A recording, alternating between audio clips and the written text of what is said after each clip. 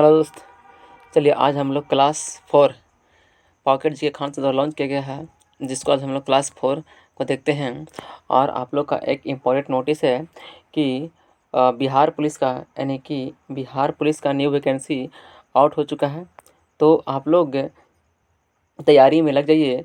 तो बिहार पुलिस का जो वैकेंसी निकला है वो करीब 19,000 के आसपास वैकेंसी निकला है, तो बहुत बड़ी वैकेंसी है। इसी प्रकार से और भी लगातार वैकेंसी आने वाला है। अभी बिहार मद्य निषेध का 28 पोस्ट आ चुका है। उसके बाद फिर बिहार एसआई का आने वाला वैकेंसी है। तो आप लोग लगे रहिए, है ना। और डेली सेट प्रैक्टिस देखते रहिए, है ना, और इससे भी लगाते रहिए। चलिए हम लोग आगे की ओर बढ़ते हैं। यहाँ से हम लोग आगे बढ़ते हैं। यहाँ तक हमने कल देख लिया था, और यहाँ तक हमने देखा था कि जो प्राकृतिक चारकोल की परत चढ़ाकर जलरोधी बनाया गया है, यह विशाल स्नानागार धर्मानुष्ठान संबंधी स्नान के लिए था। मार्शल ने इसे तत्कालीन विश्व का एक आश्चर्यजनक निर्माण कहा है। इसके उत्तर व दक्षिण में पकी हुई पतली ईंटों से बनी सीढ़ियाँ बनी हुई है। एवं इसके उत्तर दिशा में कपड़ा बदलने के लिए 6 कक्ष बना हुआ है। जो स्नानागार बनाया गया था, है ना, उसके उत्तर दिशा में कपड़ा को चेंज करने के लिए यानी 6 कमरे बनाए गए थे। मोहनजोदड़ो की सबसे बड़ी इमारत ग्रेट ग्रैनरी, जिसको विशाल स्नानागार थी, यह पूरब से पश्चिम तक कितने मीटर लंबा था। यानी कि जो विशाल स्नानागार है वो पूरब से पश्चिम तक की जो लंबाई था वो 45.72 मीटर और उत्तर से दक्षिण 22.86 मीटर चौड़ा था। यहाँ से असेंबली हॉल, जिसको सभा भवन, आयताकार भवन के अवशेष भी मिले हैं। पूछेगा कि सभा भवन या फिर आयताकार भवन के अवशेष कहाँ से मिले हैं, तो वही यानी कि मोहनजोदड़ो से मिले। मोहनजोदड़ो का सबसे बड़ा जो इमारत था उसका नाम था विशाल स्नानागार। क्या नाम था? विशाल स्नानागार था। यह पूरब से पश्चिम, याद रखना, पूरब से पश्चिम 45.72 और दक्षिण से उत्तर 22.86। आगे है कि एक नर्तकी की मूर्ति मिली है जो कांस्य की बनी थी। एक नर्तकी मतलब होता डांस करती हुई एक मूर्ति मिली है जो कांस्य की धातु की बनी थी। वह नग्न अवस्था में था एवं इसके हाथ में चूड़ियाँ पहन रखी थी। वो जो मूर्ति मिली है डांस करती हुई, वो धातु की बनाया गया था। और वह किस अवस्था में था? नग्न अवस्था में था। किस अवस्था में? नग्न अवस्था में। किस अवस्था में? नग्न अवस्था में। और उसके हाथ में क्या था? चूड़ी, यानी कि हाथ में चूड़ी पहनी हुई थी। आगे आगे क्या है कि मोहनजोदड़ो में से एक मुहर मिली है जिस पर आधा शिव, यानी कि आधा शिव, एक मुहर मिली है जिस पर क्या था? आधा शिव का फिगर बना हुआ है। 3 मुख वाले देवता। किस मुख वाले? 3 मुख वाले देवता का चित्र मिलता है, जिस पर सर जॉन मार्शल ने इन्हें पशुपतिनाथ कहा है। यानी कि मोहनजोदड़ो से एक मुहर मिला है जिस पर आधा शिव का फिगर बना हुआ है, और ये 3 मुख वाला देवता, यानी किस मुख वाला देवता? 3 मुख वाला देवता। और इसको सर जॉन मार्शल ने क्या कहा है? पशुपतिनाथ, यानी कि पशुपतिनाथ का क्या कहा है? पशुपतिनाथ कहा है। इतिहासकार पिग्गट ने हड़प्पा और मोहनजोदड़ो को सिंधु घाटी सभ्यता का जुड़वा राजधानी कहा है। किसने कहा है? किस वैज्ञानिक ने, यानी किस इतिहासकार ने कहा है कि मोहनजोदड़ो को सिंधु घाटी सभ्यता हड़प्पा व मोहनजोदड़ो, किसका? हड़प्पा और मोहनजोदड़ो का जुड़वा राजधानी कहा है। तो पिग्गट पिग्गट पिग्गट किसने कहा था? पिग्गट पिग्गट पिग्गट, ये रखना। चलिए आगे हम लोग बढ़ते हैं। और आगे क्या है कि सिंधु घाटी के घरों के जो दरवाजे मुख्य मार्ग पर ना खुलकर पिछवाड़े की ओर खुलता था। यानी कि उस समय जो घर बनाए गए थे वो घर मेन सड़क में ना खुल करके पीछे की ओर खुलते थे। केवल लोथल नगर के घर के जो दरवाजे था वो मुख्य सड़क की ओर खुलते थे। एकमात्र हड़प्पा और मोहनजोदड़ो और अन्य प्रमुख नगर पक्की ईंट से पूर्णतः बने थे। यानी कि जितना भी घर बनाया गया था उस समय के जितना भी घर के जो दरवाजे खुला था वो पीछे, यानी कि पीछे की ओर खुलते थे। एकमात्र शहर है जिसका नाम था लोथल। ये कहाँ पड़ता है? गुजरात में। इनके जो दरवाजे खुला गया था वो मेन सड़क की ओर खुलते थे। एकमात्र हड़प्पा और मोहनजोदड़ो तथा अन्य नगर जो था वो ईंटों से पूर्णतः बने थे, जबकि कालीबंगा और रंगपुर कच्ची ईंट के बने थे। पूछेगा कि जितना भी हड़प्पा सभ्यता का जो नगर बने था किस ईंट के बने थे?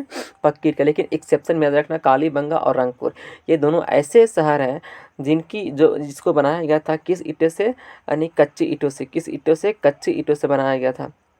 और इन ईंटों का आकार कितना था, 4:1 था, यानी कि 4:2:1 था, है ना, 4:2:1 में था।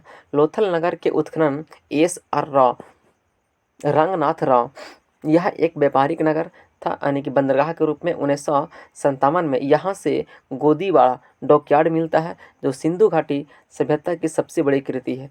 सागर तट पर स्थित लोथल नगर पश्चिमी एशिया यानी कि मेसोपोटामिया से व्यापार का प्रमुख बंदरगाह था। चावल की भुस्सी का साक्ष्य रंगपुर व लोथल से मिले हैं।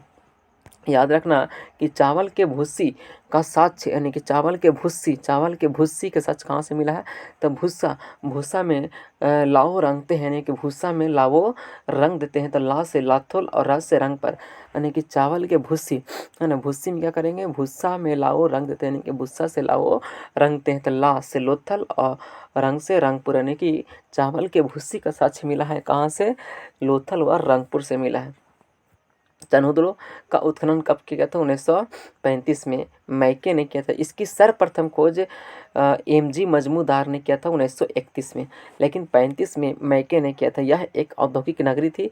यहाँ से मन के सीप अस्थि मुद्रा बनाने का प्रमुख केंद्र था। पूछेगा कि चनहुदड़ो से क्या क्या मिला है, तो मन के सीप अस्थि मुद्रा बनाने का प्रमुख केंद्र था। यहाँ से हम कुत्ते को बिल्ली का पीछा करते हुए पद चिन्ह मिला है ना, यानी हुद्रो यानी कि हुद्रो से क्या मिला है, तो कुत्ते को बिल्ली का पीछा करते हुए, यानी कुत्ता जो है बिल्ली का पीछा करते हुए यहाँ से साक्ष्य मिला है ना।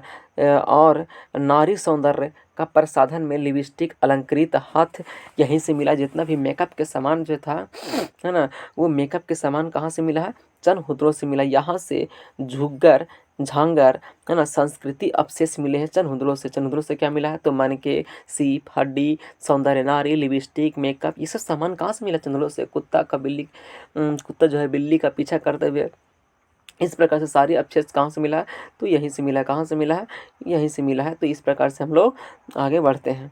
आगे है कालीबंगा। आगे क्या है, कालीबंगा एक परिपक्व चरण हड़प्पा स्थल है। कालीबंगा का अर्थ है काली चूड़ियाँ, है ना, काले रंग की चूड़ियाँ। यहाँ से एक जूते हुए खेत का साक्ष्य मिला है। जूते हुए खेत का साक्ष्य कहाँ से मिला है, कालीबंगा से। कालीबंगा में शवों के अंत्येष्टि संस्कार हेतु 3 विधि है, पूर्ण समाधिकरण, आंशिक समाधिकरण एवं दाह संस्कार के प्रमाण मिले हैं।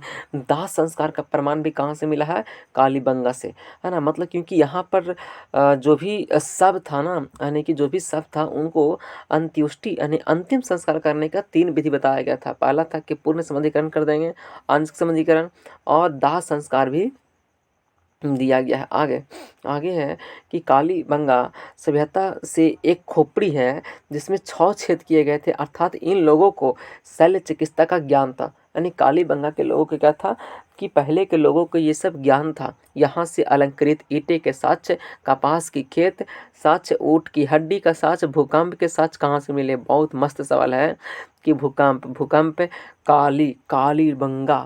कालीबंगा भूकंप से वर्ष में 2 फसल उगाने का साक्ष्य, जुते हुए खेत का साक्ष्य भी मिले हैं।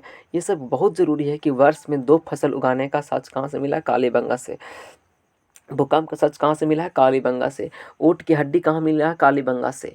कपास की खेती कहाँ से, कालीबंगा से। अलंकृत ईंटे के साक्ष्य कालीबंगा से, है ना।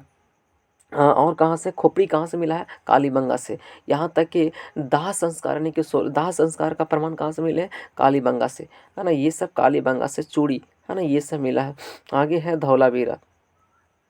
धौलावीरा कहाँ पड़ता है, गुजरात के कच्छ जिला में तालुका में स्थित है। यह सिंधु सभ्यता के प्राचीन नगर है। धौलावीरा सिंधु सभ्यता का एकमात्र ऐसा शहर था जो तीनों भागों में विभाजित था। वह दुर्ग मध्यम नगर यानी कि दुर्ग मध्यम और नगर था। दूर मध्यम नगर और निचले शहर में विभाजित था। कि धौलावीरा एकमात्र ऐसा शहर है जो 3 भागों में विभाजित किया गया था। प्रत्येक भाग विशाल पत्थर के दीवारों से घिरा था तथा अति विशिष्ट जल प्रबंधन की व्यवस्था का कारण सिंधु सभ्यता का एक अनूठा शहर था। नोट में कुछ लिखा गया है, सुनो, पढ़ लेते हैं आगे फटाफट। धौलावीरा एक हड़प्पा कालीन नगर को वर्ष 2019 से 20 में विश्व धरोहर में शामिल किया गया था। 27 जुलाई 2021 को यह फैसला world heritage committee of UNESCO ने लिया गया था। यानी कि धौलावीरा को शामिल कब किया था, 2019-20 में, यानी कि 2019-20 में इसको यूनेस्को में शामिल कर लिया गया था। आगे है कि हड़प्पा सभ्यता की पहली खगोलीय वेधशाला धौलावीरा में पाई गई थी। यहाँ से स्टेडियम के साक्ष्य मिले हैं, है ना। यानी कि स्टेडियम का साक्ष्य कहाँ से मिला है, तो धौलावीरा से। याद रखना कि स्टेडियम में मार के धो दो, यानी कि धौलावीरा से स्टेडियम का साक्ष्य कहाँ मिला है, धौलावीरा से। यहाँ से 16 कृत्रिम जलाशय प्राप्त हुए, है ना। और क्या मिला है कि पॉलिश युक्त सूचना पट्ट नोटिस बोर्ड, यानी नोटिस बोर्ड भी धौलावीरा यानी कि वीरा, है ना, धौलावीरा से, यानी कि धौला वीरा, वीर लोग वहाँ नोटिस पर पढ़ते हैं। सुरकोटता भी गुजरात में पड़ता है। सुरकोटता से हमें घोड़े की हड्डी मिली है, किंतु सिंधु घाटी सभ्यता के लोगों को घोड़ों का ज्ञान नहीं थे। घोड़ा की हड्डी मिला, लेकिन वहाँ के लोगों को ज्ञान नहीं था। रंगपुर स्थल गुजरात के काठियावाड़ जिला में स्थित है, जहाँ से हमें चावल के दाने, चावल के भूसी बोलेगा तो भूसी, चावल के भूसी से लाओ रंग देते हैं, यानी कि लोथल और रंगपुर से, यानी कि लोथल और रंगपुर से चावल के दाने का साक्ष्य भी मिला है रंगपुर से। आगे सिंधु सभ्यता के लोग को लिपि का ज्ञान था। इसकी लिपि भाव चित्रात्मक लिपि थी। यह दाईं ओर से लिखी जाती थी। गौमूत्रेक्षर लिपि भी कहा जाता है। इसमें 375 से 400 भाव मिलते हैं और इसे अभी तक पढ़ा नहीं गया है। सिंधु घाटी सभ्यता विश्व की प्रथम नगरीय सभ्यता थी, जिसके शहर ग्रिड प्रणाली थी। कौन सी प्रणाली थी, ग्रिड प्रणाली पर बसे हुए थे, और उसके सड़क एक दूसरे पर समकोण पर काटती थी। बहुत बिल्कुल सवाल है, अच्छा सवाल ये है। आगे है कि सिंधु सभ्यता के लोग यातायात के लिए 2 पहियों एवं 4 पहियों वाली बैलगाड़ी का उपयोग करते थे। सिंधु सभ्यता में समाज संभवतः कितने वर्णों में था, 4 वर्ण में। कितने वर्णों में, 4 में। पुरोहित वर्ग, व्यापारिक वर्ग, किसान वर्ग और श्रमिक वर्ग। तो इस प्रकार से हम लोग आगे देखते हैं कि सिंधु सभ्यता में शांति प्रिय लोग थे, क्योंकि यहाँ अत्यंत कम मात्रा में हथियार मिले, तलवार से परिचित नहीं थे। यानी कि सिंधु सभ्यता के लोग तलवार से परिचित नहीं थे, क्योंकि यहाँ लोहे से परिचित नहीं थे। यहाँ के लोग लोहे से भी परिचित नहीं थे। तांबा का प्रयोग था। इस सभ्यता में सोना चांदी का प्रयोग करते थे, क्योंकि यहाँ पुरुष व महिलाएं जवाहर रत्न पहनते थे और श्रृंगार भी, यानी कि सोना चांदी वाले परिचित थे, क्योंकि गाना पहन रहे हैं तो बिल्कुल था। मनोरंजन के लिए मुर्गी की लड़ाई कराना और शतरंज खेलना, शिकार करना, मछली पकड़ना इनके प्रिय खेल थे। यानी कि जो भी मनोरंजन के लिए मुर्गी की लड़ाई करना था, यानी कि मुर्गी की लड़ाई कराना, शतरंज खेलना, हथियार करना, मछली पकड़ना, ये सब इनके प्रिय था। क्या था, इनके प्रिय था। आगे सिंधु घाटी सभ्यता के जो, यानी कि जो इनकी आगे है कि सिंधु घाटी सभ्यता के घर 1 या 2 मंजिला थे। घर के मतलब घर के आंगन के चारों ओर कमरे बनाए गए थे, और कमरे में अधिकांश घर में एक अलग अलग स्नानागार था, और कुछ कम घरों में क्या था, कुआं भी। लगभग 700 उस समय कुआं बनाया गया था। सिंधु सभ्यता के लोग काले रंग के डिजाइन से किए हुए लाल मिट्टी के बर्तन बनाते थे। सिंधु सभ्यता के लोग वृक्ष पूजा, जल पूजा, लिंग पूजा, योनि पूजा, मातृ देवी की पूजा, उपासना में विश्वास रखते थे, तथा इन्हें ध्यान एवं योग का भी ज्ञान था। ये सब बहुत जरूरी है, पढ़ो। सिंधु सभ्यता में मातृत्वात्मक युक्त परिवार थे, क्योंकि बड़ी मात्रा में मातृ देवी की मूर्ति मिली है। यहाँ ज़्यादातर मोहरे शैल खड़ी की बनी थी और आयताकार आकृति की बनी थी। आगे क्या है कि मोहरों पर एक के श्रृंग, यानी कि सबसे ज़्यादा वाली आकृति था। पशुओं में कुबड़ वाला सांड से ज़्यादा पूजनीय था। मिट्टी की मूर्तियाँ आग में पकाकर बनाई जाती थी, और इसको बोलते थे टेराकोटा कहलाती थी। सिंधु सभ्यता कृषि आधारित अर्थव्यवस्था था, क्योंकि यहाँ गेहूँ, सरसों, चना, मटर, रागी प्रमुख फसल थी। लोथल से चावल व रंगपुर से चावल के भूसी, है ना, लोथल से चावल से रंगपुर से चावल की भूसी मिली थी, किंतु सिंधु सभ्यता में पशुपालन भी था। ये सब हर एग्जाम के लिए इम्पोर्टेंट था। सैंधवासी सूती व ऊन वस्त्रों का प्रयोग करते थे, क्योंकि यहाँ कपास की खेती होती थी। मुद्रा व्यवस्था प्रचलन में नहीं था, तो व्यापार वस्तु विनिमय प्रणाली से किया।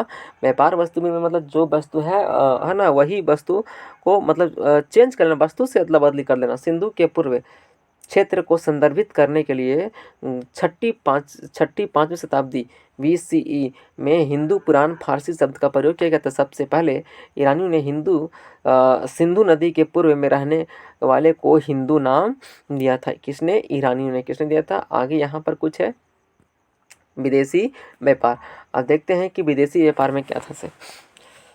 वस्तुएं हैं और प्रदेश है। टीन, टीन कहाँ मिला है तो यानी कि विदेशी व्यापार जो था, यानी कि टीन कहाँ से, tin Afghanistan Iran, Afghanistan Iran. Tin कहाँ से, tin Afghanistan Iran, Afghanistan, tin ना से अफगानिस्तान ईरान। गोमेद, गोमेद जो था वो सौराष्ट्र से। सोना, सोना कहाँ से, कर्नाटक अफगानिस्तान और ईरान, 3 जगह से। सोना, सोना नाटक अफगानिस्तान ईरान, कर्नाटक अफगानिस्तान ईरान से। तांबा, तांबा खितरी बलूचिस्तान और ओमान से। कहाँ से, तांबा, तांबा कहाँ से, खितरी बलूचिस्तान और ओमान से। चांदी, चांदी कहाँ से, अफगानिस्तान ईरान से। अधिकतर देख रहा कि अफगानिस्तान, अधिकतर अफगानिस्तान और ईरान से। सीसा, सीसा कहाँ से, ये भी ईरान और राजस्थान से। आगे है कि सिंधु घाटी सभ्यता के पतन होने का मेन कारण क्या था। तो इसका मेन कारण जो है इतिहासकार है और इन्हें कारण है कि गार्डन चाइल्ड व मार्टिर व्हीलर का कहना है कि सिंधु सभ्यता का पतन कैसे हुआ है, तो आर्यों के आक्रमण के कारण से सिंधु सभ्यता नष्ट हो गया है। उसके बाद एक और व्यक्ति का कहना है, S.R. Rao, sir John Marshall व मैके का कहना है कि बाढ़ के कारण ही सिंधु सभ्यता नष्ट हो गया था, बाढ़ के कारण नष्ट हुआ था सिंधु सभ्यता। सर जॉन मार्शल, ये मार्शल ने कहा था कि प्रशासनिक शिथिलता के कारण, यानी कि प्रशासन के लचर पचर की वजह से सिंधु घाटी सभ्यता नष्ट हो गया। अगला है फोर्थ नंबर में कह रहा है कि आमलानंद घोष, आमलानंद घोष कहे हैं कि जलवायु परिवर्तन के कारण ही सिंधु घाटी सभ्यता नष्ट हो गया, प्राकृतिक आपदा के कारण नष्ट हो गया। ये किसने कहा था, यानी कि सिंधु घाटी सभ्यता जो है वो प्राकृतिक आपदा का नष्ट हो गया। यू आर कैनेडी ने कहा था। आगे है कि नदियों के रुख बदलने के कारण से, है ना, सिंधु घाटी सभ्यता नष्ट हो गया है, ये कहा था मधु स्वरूप वत्स से, है ना, रूप बदलने से, स्वरूप बदलने से, नहीं कि रूप ये सब मतलब सिंधु घाटी सभ्यता के जो मतलब कि पतन हो गया है, मतलब कि आज खत्म हो गया, उसका कारण ये सब दिया हुआ था। आगे है कि सिंधु घाटी सभ्यता की सामान्य जो प्रारंभिक जानकारी था, चार्ल्स मेसन ने सर्वप्रथम प्रकाश डाला है ना। सिंधु घाटी सभ्यता के बारे में चार्ल्स मेसन ने सर्वप्रथम प्रकाश कब डाला था, 1826 में। अलेक्जेंडर कनिंघम ने हड़प्पा का सर्वे कब किया था, 1853 में। याद रखना कि अलेक्जेंडर कनिंघम ने हड़प्पा का सर्वे कब किया था, 1853 में। जॉन बर्टन व विलियम बर्टन लाहौर से कराची के मध्य रेलवे लाइन बिछाया था, है ना, कब बिछाया था, John Burton, William Burton Lahore से कराची के मध्य रेलवे लाइन कब बिछाया था, 1856 में। एवं उन्होंने अनजाने में हड़प्पा की ईंटों का प्रयोग कर लिया था, है ना, जब रेल लाइन बिछा रहे थे तो उन्होंने हड़प्पा के ईंटों का प्रयोग किया था 1856 में। अलेक्जेंडर कनिंघम ने दूसरी बार हड़प्पा का सर्वे किया था। अलेक्जेंडर कनिंघम 1853 में किया, दूसरा बार 1856 में भी हड़प्पा का सर्वे किया था। आगे है कि भारतीय पुरातत्व विभाग की स्थापना कब हुआ था, 1861 में। कब हुआ था, 1861 में। गवर्नर जनरल लॉर्ड कैनिंग के समय अलेक्जेंडर कनिंघम को भारतीय पुरातत्व सर्वेक्षक का जनक कहा जाता है। 1921 में सर जॉन मार्शल ने दयाराम साहनी को हड़प्पा उत्खनन करने हेतु नियुक्त किया था, यानी कि हड़प्पा के खोज करने के लिए दयाराम साहनी को नियुक्त किया। यानी कि आगे है कि 21 में हड़प्पा का खोज हुआ था और 22 में मोहनजोदड़ो का खोज किसने किया था, रखलदास बनर्जी ने। और 1924 में क्या हुआ था कि 1924 में भारतीय पुरातत्व विभाग के तत्कालीन महानिदेशक के रूप में सिंधु घाटी सभ्यता का नामकरण किसने किया था, 1924 में जॉन मार्शल ने। आगे हम लोग देखते हैं कि हड़प्पा यानी कि प्रमुख स्थल, स्थिति, उत्खननकर्ता और नदी। हड़प्पा कहाँ स्थित पड़ता है, तो पाकिस्तान के पंजाब प्रांत साहिवाला जिला में। खोज किसने किया था, 1921 में दयाराम साहनी ने किया था। किस नदी किनारे, रावी नदी के। हड़प्पा रावी नदी किनारे। मोहनजोदड़ो कहाँ पड़ता है, तो पाकिस्तान के सिंध प्रांत लारकाना जिला में, है ना, किस जिला में, लारकाना जिला में पड़ता है। और इसका खोज किसने किया था, राखाल 1922 में किया था मैके ने, सिंधु नदी किनारे। मोहनजोदड़ो सिंधु, हड़प्पा रावी नदी किनारे। लोथल जो